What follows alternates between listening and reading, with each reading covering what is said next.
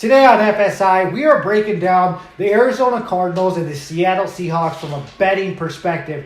Now, I've gone over all the film, and he's done all the analytic research, so we can give you the best information to make an educated decision on the game.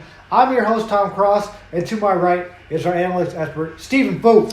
Thanks for tuning in this week. The Seahawks are on the road as a 3.5-point favorite. They're minus 170 on the money line, and the Cardinals, they're plus 150. I'm shocked by the spread, and the reason why is that I would have graded this game as Seattle minus 5.5, but the odds makers, they know something, so they have this all the way down to 3.5. I know for sure the public is going to be jumping on Seattle.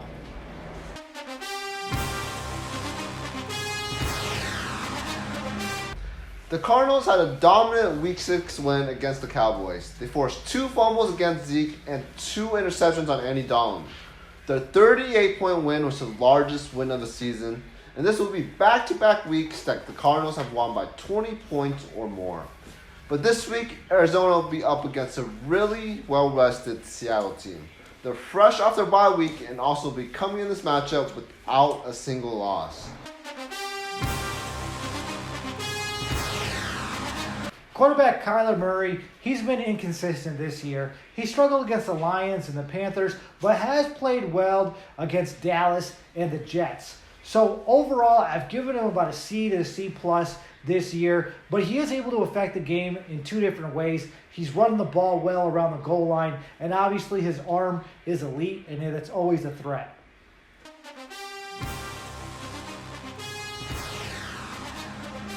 Russell Wilson is without a doubt the front-running MVP candidate. He's leading the league in passing touchdowns, and he's doing this with one less week since they didn't play on their bye.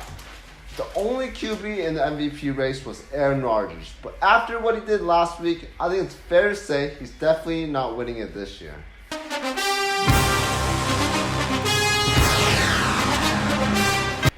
The Cardinals' offensive line has been much like their quarterback, a little bit inconsistent. Against the Panthers, they allowed 34% pressure to sack ratio, and that's not good. That's an F. But they have improved over the last 2 weeks against the Jets and the Cowboys.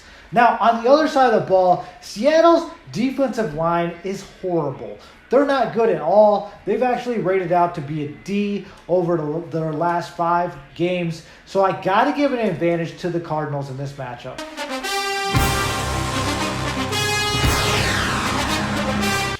The Cardinals will be without the premier pass rusher, Chandler Jones. He's out with a season-ending bicep injury.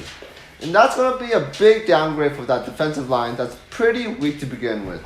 Arizona's only getting the quarterback 7% of the time, which is only at the league average. So I'll give an advantage here to the well-rested Seattle.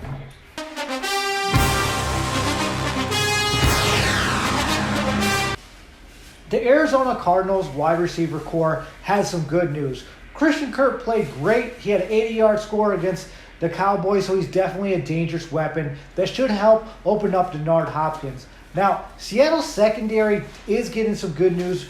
Jamal Adams is back. He's like Russell Wilson of that defense, so that's huge for them, and they need it because they are bad.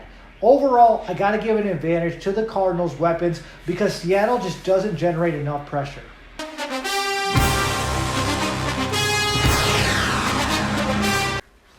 Seattle hasn't been too healthy at the running back position. Both Chris Carson and Carlos Hyde missed some time this year, but neither of those players were big threats on offense. But Russell Wilson has found some sneaky ways to pick up those first downs.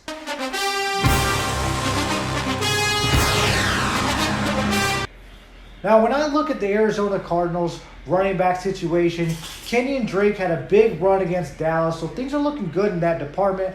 Obviously, Kyler Murray is a weapon on the ground, so that's big for their run game, especially around the goal line.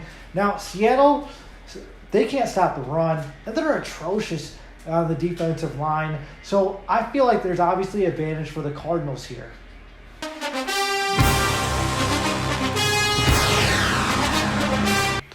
Seattle has generational talent on their offense, and it's such a dangerous combination pairing up with Wilson.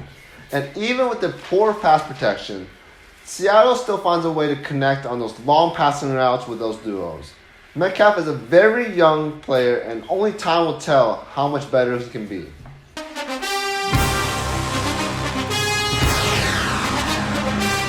Now, I do like the Seattle Seahawks in this matchup, and it's because of Wilson. Now, his offensive line is bad, but with the Cardinals missing Chandler Jones, this could be a good time for him to get time in the pocket. So, what I would do is just buy it down to 2.5 and take the Seattle Seahawks.